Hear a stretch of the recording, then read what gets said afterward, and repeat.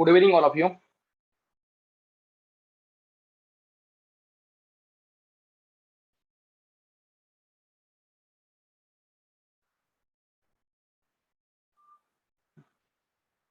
तर आज आपण आपल्या सिलेबस मधील सेकंड लास्ट चॅप्टर बघतोय, त्याचं नाव मिल्स एक्सपेरिमेंटल मेथड. याच्यात काय काय बघायचंय बघा. पहिली म्हणजे मिल्स मेथडचं नक्की बॅकग्राऊंड काय आहे, याची हिस्ट्री काय आहे आणि याचे नक्की उद्देश काय. त्यानंतर मिलचे ज्या काही मेथड आहेत, म्हणजे अग्रीमेंट असेल, डिफरन्स असेल, त्यानंतर अग्रीमेंट अँड डिफरन्स एक फ्युजन असेल, त्यानंतर कॉन्कॉमिटंट व्हेरिएशन असेल आणि रेसिड्यू असेल, हे बघायचंय. आणि सगळ्यात शेवटी मिलचे ज्या काही मेथड आहेत त्याचं इव्हॅल्युएशन करायचं, म्हणजे कितपत चांगले आहेत कितपत वाईट आहेत ते बघायचंय. हा टॉपिक सुद्धा पुन्हा एकदा सांगतोय, थिअरीचाच टॉपिक आहे. याच्यावर फक्त शॉर्ट नोट असतील किंवा लॉंग नोट असतील किंवा 1 and 2 लाईन्स येणार आहेत. याच्यावर क्वेश्चन नंबर 3 मध्ये कोणताही प्रश्न येणार नाही, कारण पूर्णपणे थिअरीचं टॉपिक आहे. आता इकडे करायचं काय ते बघा. बेसिकली आपण जो आपल्या लॉजिक 2 चा पार्ट 2 होता, त्याच्यामध्ये आपण कॉझेशन म्हणजे बघितलं, एखाद्या घटनेचं कारण काय बघितलं. त्यानंतर हायपोथेसिस बघितलं, म्हणजे काय, सायंटिस्ट ती घटना नक्की का घडते याचं कारण शोधण्यासाठी वेगवेगळे अंदाज लावतात, एक गृहीतक म्हणतात, त्याला आपण हायपोथेसिस असं बघितलं. तर ते जे काही हायपोथेसिस आहे त्याला जर आपल्याला सायन्सच्या एखाद्या लॉ मध्ये रूल मध्ये जर कन्व्हर्ट करायचं असेल किंवा एखादं हायपोथेसिस जर आपल्याला इस्टॅब्लिश करायचं असेल तर अशा वेळी त्याचं टेस्टिंग केलं जातं. मग हायपोथेसिस टेस्ट कसं करायचं, एखाद्या घटनेचं कारण कसं शोधायचं, या संदर्भात मिलच्या पण काही मेथड आहेत. या नक्की मेथड काय आहेत आणि या मेथड कितपत प्रभावीपणे आपल्याला एखाद्या गोष्टीचं कारण शोधायला मदत करणार आहेत, हे आपण आजच्या चॅप्टरला बघायचं. आता हा जो काही मी भाग फर्स्ट स्लाइडला सांगणार आहे, हा भाग तुम्ही ऍज अन इंट्रोडक्शन म्हणून लिहू शकता. ज्या ज्या मिल्स एक्सपेरिमेंटल मेथडवर प्रश्न येईल त्यावेळी आपण काय करायचंय, इंट्रोडक्शन म्हणून आता मी जे काही एक्सप्लेन करणार आहे ते लिहायचं आहे. तिकडे काय झालंय बघा. According to Bacon we can establish laws of nature indirectly. Every phenomena has a limited number of causes. By excluding those factors which cannot be the cause, scientists can find out what the cause of phenomena is. आता आपण बेकनची मत काय बघतोय, तर याचं कारण आहे mill हा बेकनचा फॉलोअर होता. आणि बेकनचं मत काय होतं, तर आपण एखाद्या घडणाऱ्या घटनेचं जे काही कारण आहे ते इनडायरेक्टली शोधू शकतो. म्हणजे करायचंय काय, ती घटना का घडते याचा अभ्यास करायचा नाही, त्याऐवजी इतर घटनांची जी काही कारणं आहेत त्यांचा अभ्यास करायचा, ती कारणं एलिमिनेट करायची. समजा मला ABCD नावाच्या 4 घटना घडलेल्या आहेत, मला एचं कारण शोधायचं आहे, तर मी एचा अभ्यास न करता BCD या ज्या काही उरल्या 3 घटना आहेत यांची कारणं शोधणार. ज्यावेळी ती मला कारणं मिळणार किंवा ती एलिमिनेट करायची आणि जे काही राहील ते एचं कारण, म्हणजे कम्प्लिटली उलट्या डोक्याने विचार करतोय. आता याचा मिल फॉलोअर असल्यामुळे त्याचं पण तेच मत आहे. मिल काय म्हणतोय बघा. Mill being the follower of Bacon believes that science is a search for causes. He presented 5 methods. These methods are called as the Mill's experimental method. These methods are believed to be the means of discovering and proving the causal connection. इकडे पण आपण तीच गोष्ट करायची आहे जी beacon सांगतोय. इतर ज्या काही घटना आहेत, इतर जी काही कारण आहेत ती एलिमिनेट करायची आणि त्याद्वारे कोणतं तुम्हाला ज्या घटनेचं कारण शोधायचंय ते राहतंय त्याला स्वीकारायचं आहे. याच्या संदर्भात मिलचे 5 नियम आहेत. पहिला आहे मेथड ऑफ अग्रीमेंट, दुसरा आहे मेथड ऑफ डिफरन्स, तिसरा असेल joint method of agreement and difference, चौथा आहे मेथड ऑफ कॉन्कमिटंट व्हेरिएशन, लास्ट आहे मेथड ऑफ रेसिड्यूज. आता पुन्हा एकदा सांगतो काय बेसिकली करायचंय. ज्यावेळी तुम्हाला मिल्स एक्सपेरिमेंटल मेथडवर क्वेश्चन येईल त्यावेळी इंट्रोडक्शनचा पार्ट लिहायचा आहे. इंट्रोडक्शन मध्ये बेकनचे विचार लिहायचे की कोणत्याही घटना असेल त्याचं कारण शोधायचं असेल तर ते स्पेसिफिक न अभ्यासता तुम्ही काय करा, इतर ज्या काही घटना आहेत त्यांची कारण शोधा. कारण काय, प्रत्येक घटनेचं एकच कारण असणार आहे. मग ते एक कारण शोधून इतर जे काही ऑप्शन आहेत ते जर तुम्ही एलिमिनेट करू शकला तर अशा त्या घटनेचं तुम्ही कारण शोधू शकता. आता याचाच फॉलोअर मिल असल्यामुळे तो काय करणार आहे, बेकनचे जे काही व्ह्यूज आहेत, बेकनचे जे काही बेसिक प्रिन्सिपल आहेत तेच फॉलो करणार आहे आणि तो पण तीच गोष्ट करणार आहे की इतर ज्या काही एक्स्ट्रा गोष्टी आहेत त्या एलिमिनेट कशा करायच्या आणि जे काय राहतं त्याला कारण म्हणून कसं स्वीकारायचं हे मिल सांगणार आहे. आता ही स्वीकारण्याची प्रक्रिया कशी होईल, किंवा तुमच्या जे काही ए नावाच्या घटनेच्या संदर्भात तुम्ही कारण शोधत असाल तर ते कारण कसं शोधायचं, एलिमिनेट कसं करायचं, त्या संदर्भात मिलच्या 5 मेथड आहेत. एक असेल अग्रीमेंट, दुसरी आहे डिफरन्स, तिसरी आहे जॉईंट मेथड जिकडे आपण अग्रीमेंट आणि डिफरन्स या दोन्हीमध्ये जे काही शिकणार आहोत ते एकत्रित वापरायचं आहे. चौथी आहे कॉन्कमिटंट व्हेरिएशन आणि लास्ट असेल मेथड ऑफ रेसिड्यू. साधारण फर्स्ट स्लाइड समजली आहे का बघा. या जे काही 5 मेथड आहेत ते आपण सेपरेट स्लाइड करून समजून घेणार आहोत. बेसिक इंट्रोडक्शन हिस्ट्री समजली का बघा. काही शंका असतील तर विचारा.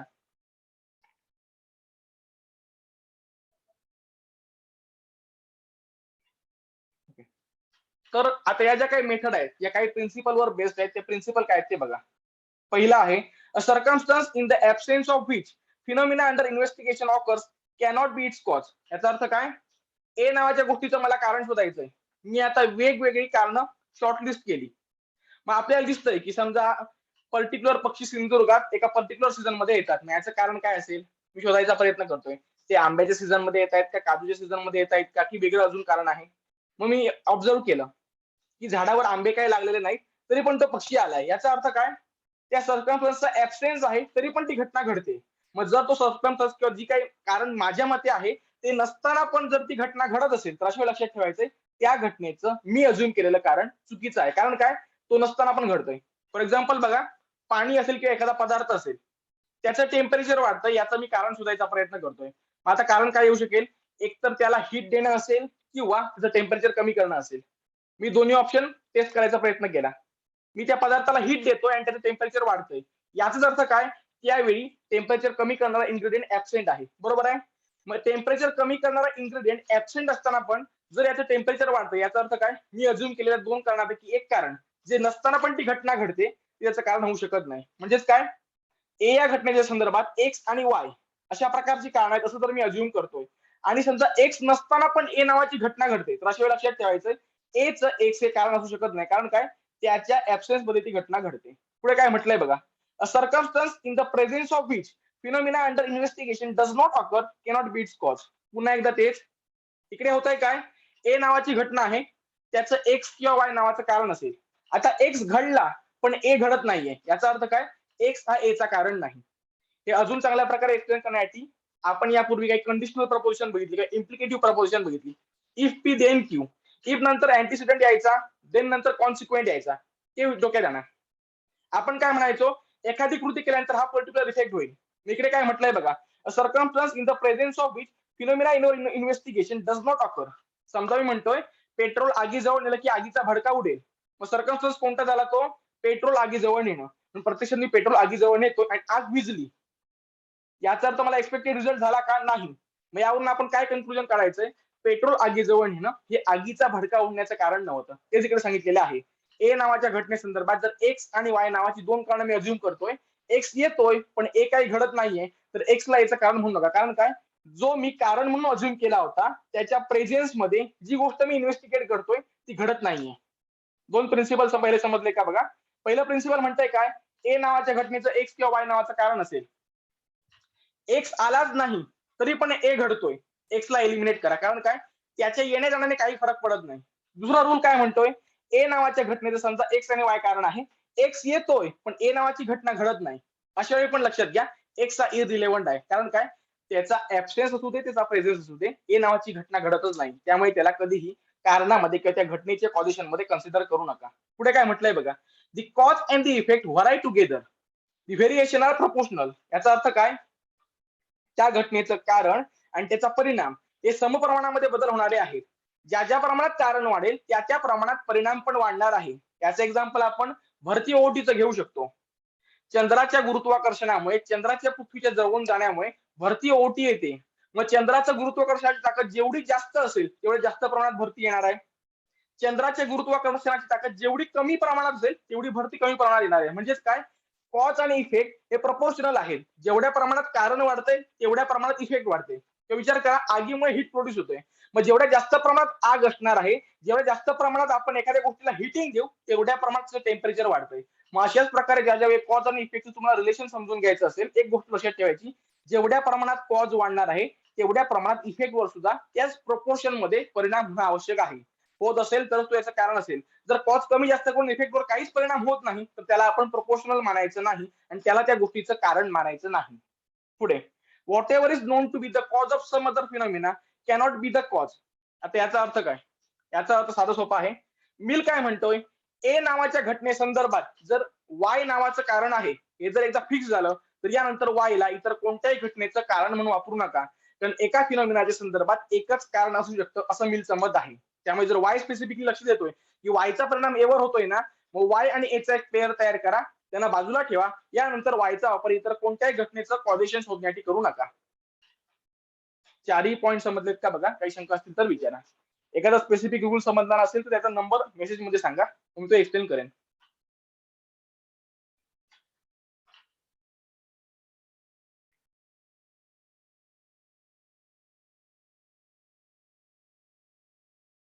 ओके,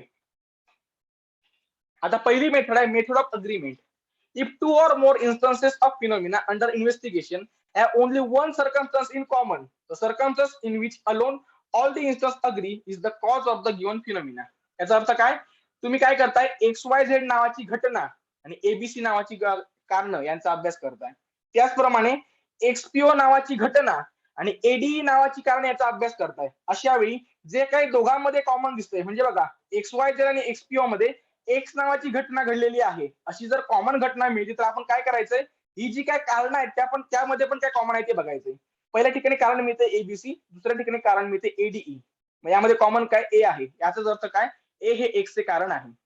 पुन्हा एकदा सांगतो काय म्हटलंय ते, एक्झाम्पल कडे लक्ष द्या. जर तुम्ही काय करत आहात, दोन परिस्थितींचा अभ्यास करत आहात.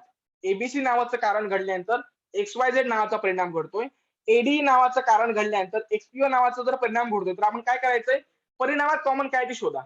दोन्ही परिणामामध्ये एक्स कॉमन आहे. हा जर कॉमन असेल तर कारणामध्ये काय करायचंय, जी गोष्ट कॉमन असेल त्या एक्सचं कारण आहे असं मानायचंय. मग एबीसी आणि एडीई मध्ये ए कॉमन येतो, याचा अर्थ काय, A is the cause of X, A मुळेच एक्स घडतोय, असं याचं मत आहे. आता याच्या संदर्भात एक एक्झाम्पल दिलेलं आहे, अल्कलाइन अँड ऑइल. याचा अर्थ एक अल्कधर्मी पदार्थ आणि ऑइल यांच्यावर एक्सपेरिमेंट करण्यात आले. प्रत्येक वेळी अल्कधर्मी आणि ऑइल एकत्र केल्यानंतर साबण तयार झाला. विक्र्याने केलं काय, इतर ज्या काही गोष्टी आहेत त्याचा विचार न करता प्रत्येक वेळी साबण तयार होतो, याचा अर्थ काय, अल्कधर्मी आणि तेल याच्या मिक्सचर तयार करून साबण तयार होतोय मानलेलं आहे. म्हणजे इन शॉर्ट काय करा, दोन घटनांचा अभ्यास करताना एक सारखा परिणाम मिळत असेल तर काय करायचंय, कारणामध्ये पण नक्की सारखं काय ते बघा आणि जे काही सेम येतंय त्यालाच त्या घटनेचं आपल्याला कारण मानायचं आहे. आता त्याचं क्रिटिकल एस्टिमेट बघा. जर सुद्धा शॉर्ट नोट आली असेल मेथड ऑफ अग्रीमेंट, तर मेथड ऑफ अग्रीमेंट म्हणजे बेसिकली काय सांगायचं आहे, सिम्बॉलिक एक्सप्रेशन सांगायचंय आणि त्याचबरोबर क्रिटिकल एस्टिमेट पण सांगायचं आहे. म्हणजे काय, त्या गोष्टीच्या संदर्भामध्ये काय काय चुका आहेत, काय काय उणीवा आहेत. पहिली गोष्ट, mill does not rely much upon the method of agreement. जरी ही मेथड जी आहे ती मिलने प्रपोज केलेली आहे, मिलने प्रोफाउंड केलेली आहे, तरी सुद्धा मिल स्वतः या मेथडवर जास्त रिलाय करत नाही. याचं कारण काय, एबीसी हे जे आहेत हे नक्की स्पेसिफिक एकमेकांचे कारण आहेत किंवा नाही हे सांगू शकत नाही. या गोष्टी मॅनिप्युलेट केल्या जाऊ शकतात. या संदर्भात एक बेवड्याचं एक्झाम्पल दिलं गेलं, आता शुद्ध मराठीत त्याला आपण बेवडा म्हणतोय. एक माणूस आहे, भरपूर दारू पितोय. त्याचे मित्र सांगतायत की तुझी जी काही हेल्थ असेल, तुझी काय कंडिशन आहे ती डिक्लाइन होत चाललेली आहे, तू दारू पिण्याचं प्रमाण कमी कर. त्या बेवड्याने ठरवलं मला दारू टिकवायची आहे. त्याने काय केलं, मिलचं हे जे एक्सप्रेशन आहे हे बघा, ही मेथड आहे तीच वापरायची ठरवली.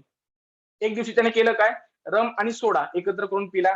दुसऱ्या दिवशी विस्की आणि सोडा एकत्र करून पिला. तिसऱ्या दिवशी तिसरं द्रव्य घेतलं, सोडा घेतला, एकत्र करून पिला. तिन्ही दिवशी जो दारूचा परिणाम होणार होता तोच झाला. आता त्याने केलं काय, लिहून काढलं.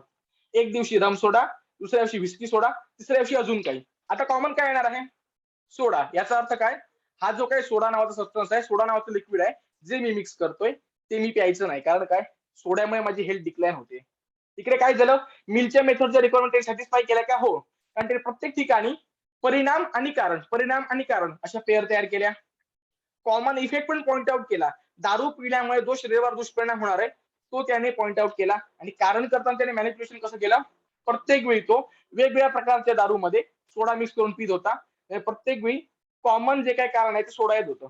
मग ह्या जो काही फ्लॉ आहे हा मिलच्या पण लक्षात आला. मग मिल काय म्हणतोय, स्वतः मिलने सुद्धा या मेथडवर जास्त प्रमाणात भिस्त ठेवलेली नाहीये. एक्झाम्पल ऍज अन एक्झाम्पल घ्या, कोणतंही सजेशन देऊन अल्कोहोल कन्झम्पशन प्रमोट करत नाहीये. पुढे, the so called cause may include certain factors which are not necessary to that effect. एखाद्या गोष्टीच्या संदर्भामध्ये ते इफेक्ट साठी आवश्यक नसणाऱ्या गोष्टी फक्त कॉमनली घडतायत म्हणून सुद्धा इंडिकेट करून त्याचं कारण दाखवण्याचा चुकीचा प्रयत्न होऊ शकतो. पुन्हा एकदा तेच, त्या बेवड्याचे एक्झाम्पल. शरीरावर वाईट परिणाम कोण करत होती, दारू करत होती. पण त्याने केलं काय, प्रत्येक वेळी कॉमनली सोडा ठेवला आणि त्यासोबत रम असेल, विस्की असेल मिक्स करून तो पित राहिला.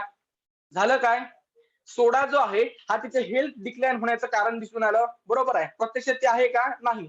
अशाच प्रकारे जी गोष्ट रिलेव्हंट नाही ती काही वेळा चुकीच्या पद्धतीने अरेंज केल्यामुळे किंवा चुकीची गोष्ट कारणामध्ये आणल्यामुळे ऍज अ कॉज येऊ शकते, हे जिकडे सांगितलेलं आहे. पुढे, this method fail to distinguish between cause and co effect. काही वेळ एखाद्या घटनेच्या संदर्भात कारण आणि परिणामाच्या संदर्भात वेगवेगळे भाग असतील, यामध्ये फरक करण्याला समजत नाही. यासाठी एक एक्झाम्पल दिलं जातं. इंग्लंडच्या उत्तरेला एक बेट आहे. ते आता इंग्लंडच्या उत्तरेला जे काही बेट आहे तिकडे बोटीने एखादा माणूस जाऊन आला की त्याला सर्दी खोकला होतो. लोकांनी कारण देऊन टाकलं, त्या बेटमध्ये काही ना काहीतरी दोष आहे. त्या आयलंडवर गेल्यानंतर त्या माणसाला सर्दी खोकला होतोय. प्रत्यक्षात वस्तुस्थिती काय होती, तर ते जे काही बेट होतं त्या बेटाजवळ उत्तर पश्चिमी वारे वाहत होते. आता हा जो काही वारा वाहतोय हा आर्टिक रिजन कडून येत होता. म्हणजे उत्तरखंड आणि दक्षिण टोक ही आपल्या पृथ्वीची दोन टोकं आहेत. त्यातील एका टोकाकडून जिकडे टेम्परेचर खूप मायनस मध्ये असतं, खूप कमी असतं, तिथून वारे वाहून त्याच्या आयलंडच्या जवळून जात होते. होत काय होतं, या थंड वाऱ्याचा परिणाम जो त्या आयलंड जवळ बोटने जात होता त्याच्यावर होत होता. पण मिलच्या मेथड प्रमाणे काय पॉइंट आउट झालं, तो वारा झाला का नाही बोटीने त्या आयलंड जवळ जाणं. कारण काय, प्रत्येक वेळी इंग्लंडच्या उत्तरेला त्या बेटाजवळ बोटीने माणूस जाऊन आला की तो आजारी पडतोय, सर्दी खोकला त्याला होतोय, याचा अर्थ काय, ते बेट दोषी आहे. अशा प्रकारे जी गोष्ट ते परिणामासाठी सहाय्यकारक आहे, बोटीने तिकडे प्रवास करणं हे त्याच्यासाठी सर्दी खोकल्यासाठी सहाय्यकारक आहे, पण प्रत्यक्षात कारण आहे का, नाही. कारण होता तो थंड येणारा वारा. ती गोष्ट इग्नोर करून को इफेक्ट जो होता तो पॉइंट आउट करण्याचं काम मिलची मेथड करते, जे चुकीचं आहे. पुढे, this method cannot be applied when cause is complex. काही वेळा कारण जे आहे ते क्लिष्ट असू शकतं. समजा XYZ नावाची गोष्ट ही एबीसीचा जर जॉईंट इफेक्ट असेल, तर इकडे काय होणार आहे, इकडे कॉमन इकडे कॉमन, एक साठी एक घेतलाय. प्रत्यक्षात या सर्वांनी एकत्रितरित्या मिळून जर ही घटना घडली असेल तर अशी फक्त ए येईल आणि बाकीची कारण समोर येणार नाही. याच्या संदर्भात एक हिल स्टेशनचं एक्झाम्पल आहे. काय स्टुडंटचा ग्रुप आहे, तो हिल स्टेशनवर जातो. हिल स्टेशनवर जाऊन गेल्यानंतर किंवा परत आल्यानंतर काय होतंय, तो एकदम फ्रेश आहे, मस्त एन्जॉय करून येत आहेत, त्यांचा मूड खूप चांगला होतोय. मॅचवर कन्क्लुजन काढलं, हिल स्टेशनवर जाणं हे त्यांच्यासाठी चांगलं आहे. प्रत्यक्षात हिल स्टेशन मध्ये जाण्याची ते जे काही चढाई करताय त्याचा जर व्यायाम होतोय, त्याचप्रमाणे हिल स्टेशनवर पोल्युशन फ्री जे काही एन्व्हायरमेंट आहे, प्लस मित्रांबरोबर वेळ घालवणं असेल, रिक्रिएशनल ऍक्टिव्हिटीज असतील, या सर्वांमुळे त्या माणसाला फ्रेश वाटतंय. म्हणजे काय, ते जे काही स्टुडंटचा ग्रुप आहे तो हिल स्टेशनवर जातोय, त्यांच्या संदर्भामध्ये त्यांना फ्रेश वाटण्यामागे वेगवेगळी कारणं आहेत. त्यांचा होणारा व्यायाम असेल, रिक्रिएशनल ऍक्टिव्हिटी असेल, त्यांच्यासोबत असणारी कंपनी असेल, प्लस पोल्युशन फ्री एन्व्हायरमेंट असेल. पण एवढे जे काही कॉम्प्लेक्स कॉजेस आहेत हे मिलच्या मेथड प्रमाणे येणार नाही. कारण ते करणार काय, एक दिवशी तो शाळेत जातोय, एक दिवशी तो कामावर जातोय, एक दिवशी तो हिल स्टेशनवर जातोय. हिल स्टेशनवर गेला की तो फ्रेश होतो, याचा अर्थ काय, हिल स्टेशन हे फ्रेश होण्याचं कारण आहे. प्रत्यक्षात त्या कारणाची ज्याप्रमाणे फोड करणं आवश्यक आहे, ज्याप्रमाणे त्या कारणामध्ये कोणकोणते घटक आहेत हे पॉइंट आउट करणं आवश्यक आहे, ते मिलची मेथड करत नाही. चारही क्रिटिकल एस्टिमेट समजलेत का बघा, काही शंका असतील तर विचारा.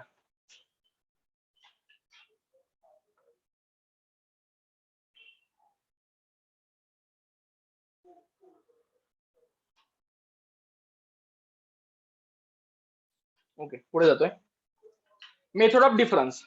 If an instance in which phenomena under investigation occurs, an instance in which does not occur, have every circumstance in common save one, except one, that one occurring only in the former, the circumstance in which alone the two instances differ is the effect or the cause or the indispensable part of the cause of that phenomena. आता याचा अर्थ काय लक्षात घ्या, ABC नावाची कारण, XYZ नावाची घटना, बीसी नावाची कारण, YZ नावाची घटना. आता एक गोष्ट लक्षात घ्या, या दोघांमध्ये फरक कोणता आहे, एक्सचा आहे.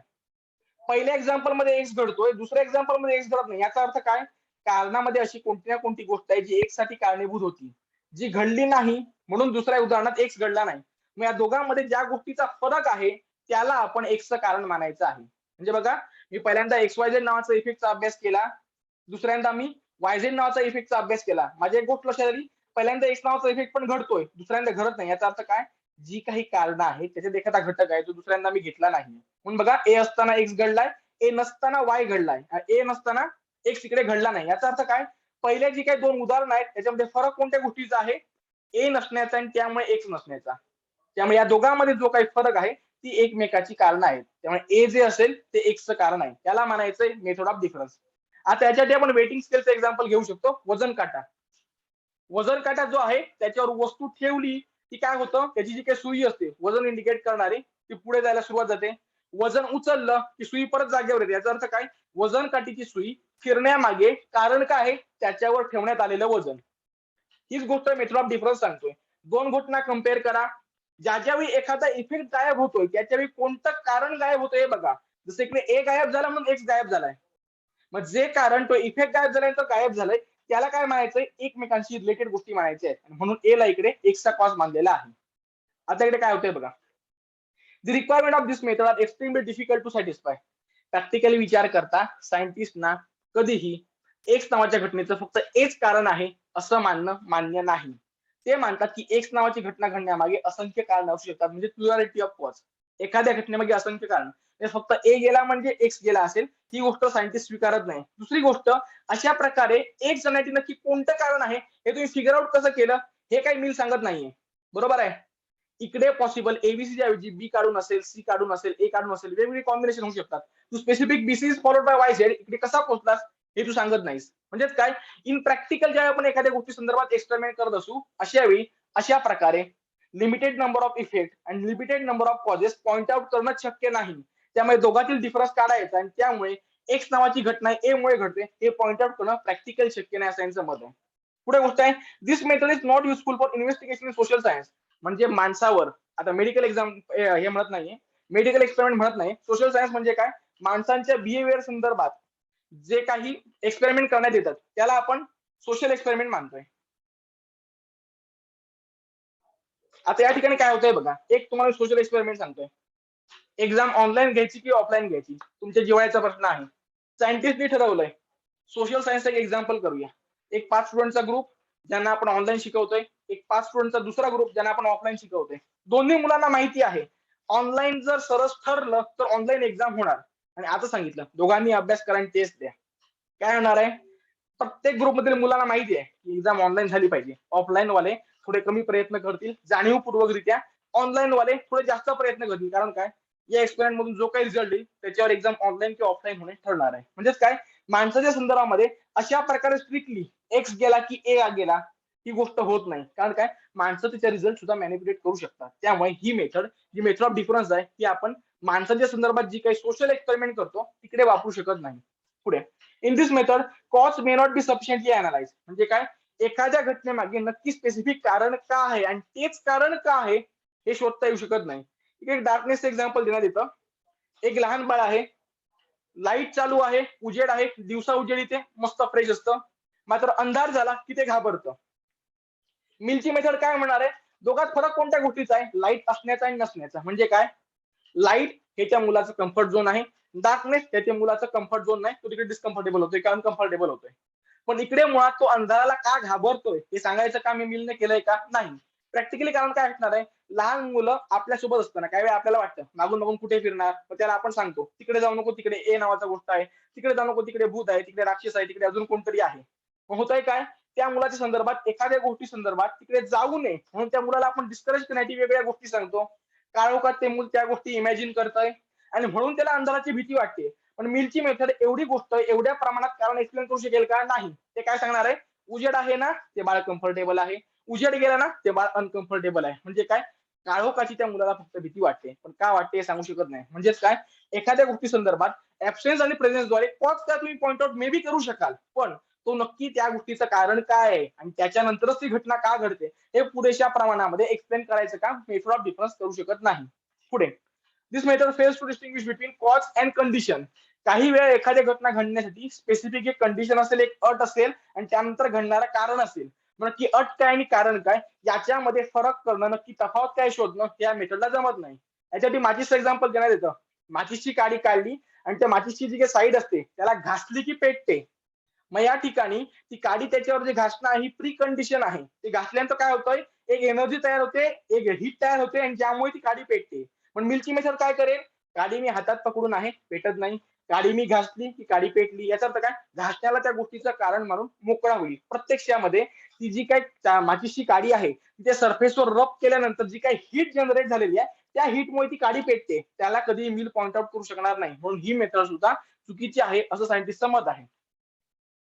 मेथड ऑफ डिफरन्स समजली आहे का बघा, काही शंका असतील, एखादा क्रिटिकल एस्टिमेट पर्टिक्युलर समजलं नसेल तर त्याचा नंबर मेसेज करा किंवा अजून काय असेल तर अनम्यूट करा किंवा मेसेज करून विचारा.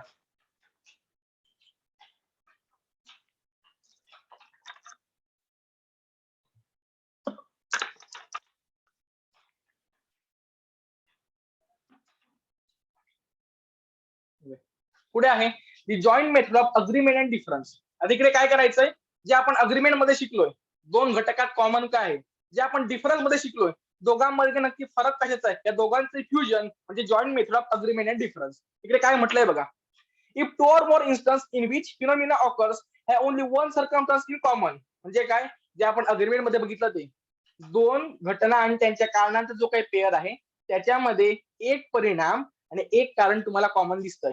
इकडे एक्स आणि ए. पुढे, while two or more instances in which it does not occur have nothing in common. ज्या ज्यावेळी तुम्ही एक्स नसणाऱ्या पेअरचा विचार करता त्याच्या वेळी ते कारण पण दिसत नाहीये, म्हणजे ए दिसत नाहीये. तर पुढे काय म्हटलंय, the circumstance in which alone the two set of instances differ is the effect or cause or indispensable part of cause or phenomena. म्हणजे काय, आता आपल्याला एक्सचं कारण शोधायचं, मग आपण काय करायचंय, एक सकट एक सोबत जे काही परिणाम आहेत म्हणजे दोन पेअर घेतले, ज्यावेळी एक्स दिसतोय त्याच्यावेळी आपल्याला ए दिसतोय, आपण काय केलं अग्रीमेंट वापरली. आणि डिफरन्स काय म्हणतोय, ज्यावेळी एक्स नसणारे पण तुम्ही एक्झाम्पल घ्या, YPR ZQS एक्स आहे का नाही, मग त्यावेळी कारणात बघा ए दिसतोय का नाही, BD अँड CG. याचा अर्थ काय, पहिल्या दोन एक्झाम्पल मध्ये जो आहे आणि दुसऱ्या दोन मध्ये जो नाही त्याला आपण एक्सचं कारण मानायचं आहे. त्यामुळे A is the cause of x.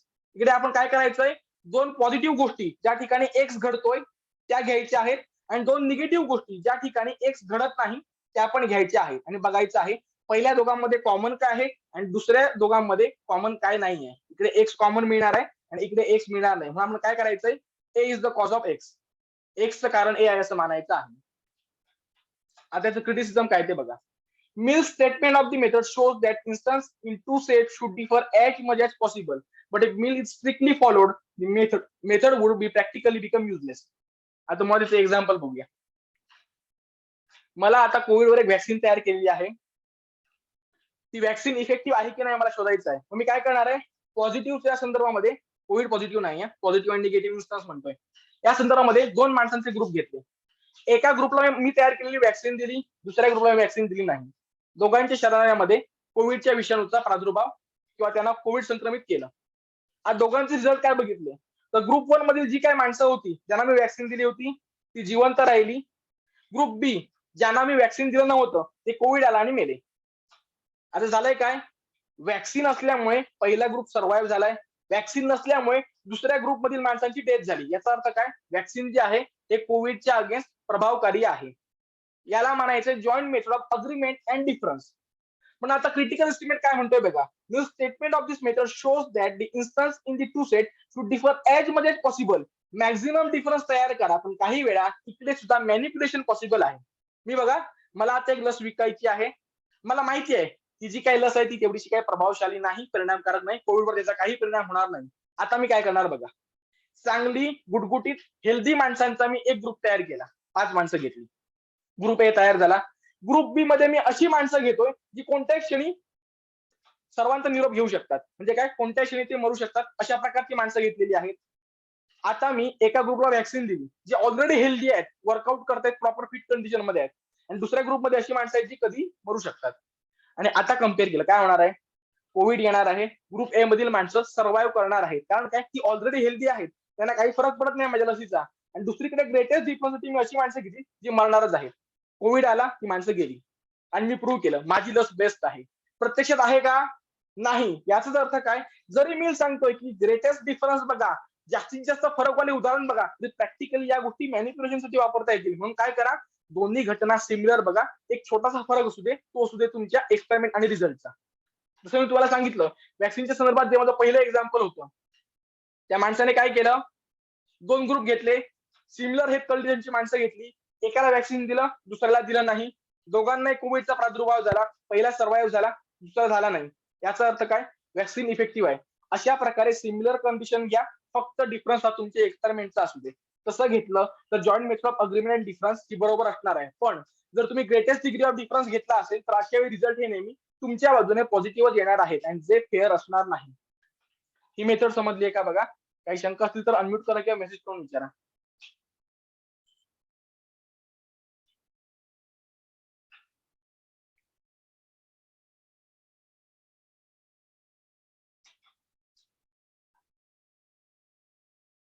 Okay, method of concomitant variation. इकडे काय म्हटलंय बघा, whatever phenomena arise in any manner whenever another phenomena arise in some particular manner is either a cause or an effect of that phenomena or is concerned with it through some other fact. याचा अर्थ काय, ज्यावेळी एखादं कारण आहे त्याच्यात बदल होतोय त्यावेळी त्या प्रमाणात जर परिणामात बदल होत असेल तर अशा वेळी आपण काय म्हणायचंय, ए ला एक्सचं कारण मानायचं आहे. याचा अर्थ काय, तर आपण यापूर्वी बेसिक प्रिन्सिपल मिलचे बघितले, त्यामध्ये प्रिन्सिपल नंबर 3 होता, काय होता, कॉज आणि इफेक्ट हे नेहमी प्रपोर्शनल असणार आहे. कॉज मध्ये बदल झाला की इफेक्ट मध्ये बदल होतोय, कॉज कमी झाला इफेक्ट पण कमी होतोय. अशा प्रकारे जर आपल्याला दिसतोय की मी एबीसी आणि XYZ चा अभ्यास करतोय, ए मध्ये बदल केल्यानंतर इमिजिएटली एक्स मध्ये बदल होतोय ना, मग ए ला एक्सचं कारण माना. ही आहे मेथड ऑफ कॉन्कॉमिटंट व्हेरिएशन. याच्यासाठी आपण भरती ओटीचं एक्झाम्पल पुन्हा एकदा सांगतोय. चंद्राचं एक्झाम्पल घ्या, चंद्राची ग्रॅव्हिटी आहे, चंद्र पृथ्वी जवळून जातोय, चंद्राच्या ग्रॅव्हिटीमुळे पृथ्वीवरचं पाणी काही प्रमाणात खेचलं जातंय. मग ज्या ज्यावेळी चंद्राची ग्रॅव्हिटी वाढणार आहे त्याच्याही भरती वाढणार आहे. ज्या ज्यावेळी चंद्राचा ग्रॅव्हिटेशनल फोर्स, चंद्राचा पृथ्वीवर होणारा परिणाम कमी होणार आहे, भरती कमी होणार आहे. याचा अर्थ काय, जर आपण ए ला जर आपण चंद्राची ग्रॅव्हिटी मानली तर ग्रॅव्हिटी जेव्हा 1 असेल तेव्हा x1 असेल, म्हणजे भरती फर्स्ट लेवलला आहे. जेव्हा ग्रॅव्हिटी नंबर 2 लेवलला गेली, वाढली, त्यावेळी भरती सुद्धा काय झाली, सेकंड लेवलला गेली. म्हणजे ज्यावेळी ग्रॅव्हिटी थर्ड लेवलला गेली, अजून वाढली, त्यावेळी भरती पण काय झाली, थर्ड लेवलला गेली. याचा अर्थ काय, हे एक्सचं कारण आहे. जर तुम्हाला अशा प्रकारे प्रोपोर्शनल डेव्हलपमेंट दिसते, ए वाढला की एक्स वाढतोय, ए कमी झाला की एक्स कमी होतोय, तर ए ला एक्सचं कारण माना. हे आपल्याला कॉन्कॉमिटंट व्हेरिएशन सांगतो. आता इकडे सुद्धा काय झालंय ते बघा. Critical estimate. In many cases there are limit to this covariation. Sometime it may lead to wrong result. प्रत्येक वेळी कारण वाढल्यामुळे परिणाम वाढत नाही. काही वेळा असंही होतंय की कारण वाढल्यामुळे परिणाम कमी होतो. फॉर एक्झाम्पल फर्टिलायझर्स आणि घ्या, किंवा आपण जे काही खतं वापरतो आणि फवारणी करून त्याचा एक्झाम्पल घ्या. पिकाची चांगली वाढ व्हावी, चांगलं फळं मिळावी म्हणून आपण त्याला खत घालतोय. कीटकांपासून संरक्षण आपण फर्टिलायझरचा वापर करतोय, पेस्टिसाइडचा वापर करतोय, सॉरी. आता पेस्टिसाइडचा वापर एक लिमिट पर्यंत करणं, खताचा वापर एक लिमिट पर्यंत करणं ठीक आहे. मला भरपूर मोठे आंबे हवे, फणसा एवढा आंबा लागला पाहिजे म्हणून मी आंब्याला एक डंपर खत दिलंय, रोज त्याच्यावर पेस्टिसाइड मारत आहे. आता काय होणार आहे, माझा एक्सपिरियन्स काय आहे, पेस्टिसाइड्स मारलं, कीड पडत नाही, आंबा चांगला येतोय. खत दिलंय, जास्त प्रमाणात फळं येत आहेत, म्हणून मी काय केलं, फळं वाढवण्यासाठी मेथड ऑफ कॉन्कॉमिटंट व्हेरिएशन वापरली. खत दुप्पट तिप्पट करून टाकलं, फवारणी दुप्पट तिप्पट करून टाकली. आता काय होणार आहे, खरोखर फणसा एवढा आंबा त्या झाडाला लागेल का, लागणार नाही, झाड मरून जाईल. याचा अर्थ काय, प्रत्येक परिस्थितीमध्ये कॉन्कॉमिटंट व्हेरिएशन ऍप्लिकेबल होत नाही.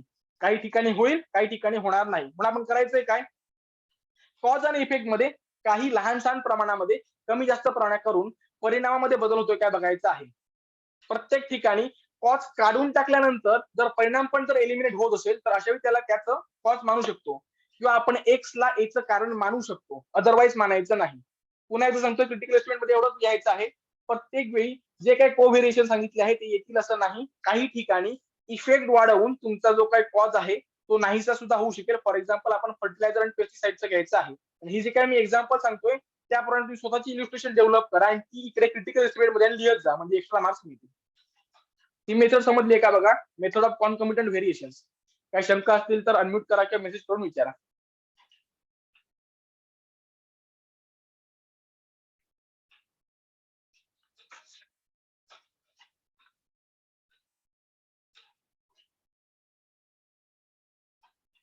आता झालंय काय, लेक्चरचा वेळ संपत आलाय, आपल्या एक 2-3 स्लाइड आहेत. ही मीटिंग मी इकडेच संपवतो. पुन्हा एकदा याच लिंकचा वापर करा आणि मीटिंग जॉईन करा.